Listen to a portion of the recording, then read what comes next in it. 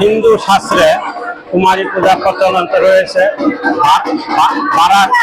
বারাসুর স্বর্গ মূর্ত পাতাল দখল করে নিয়েছিল। তখন দেবতাগণ অসন্তুষ্ট হয়ে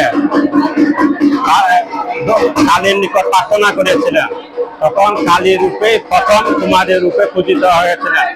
1991 খ্রিস্টাব্দে বেলুর মঠে স্বামী বিবেকানন্দ শারদীয়া অষ্টমীতে নিজেই তিনি কুমারী পূজা সূচনা করেছিলেন।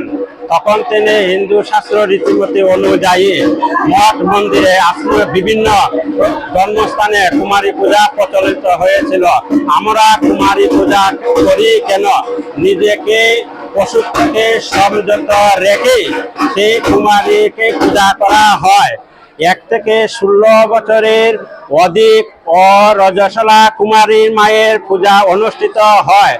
আজ আমাদের আনন্দময়ী মা আশ্রমে বাসন্তী পূজা উপলক্ষে শুভ অষ্টমী তিথি শুভ লগ্নে 6 বছরে উমাকে আজ এই কুমারী রূপে পূজিত হন। তখন থেকে আমরা এই পূজা কুমারী পূজা হচ্ছে আমরা নারীদেরকে জাগ্রত করিবার জন্য সেই পূজা হয় এবং সমস্ত ব্রাহ্মণরা পূজারীগণকে মায়ের একটি রূপ অনুসারে আরাধনা করে সেই কুমারী মায়ের পূজা হয়।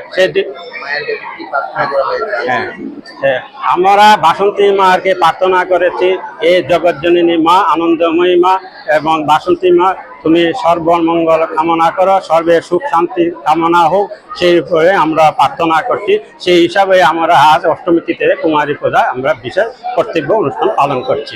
জয় মা।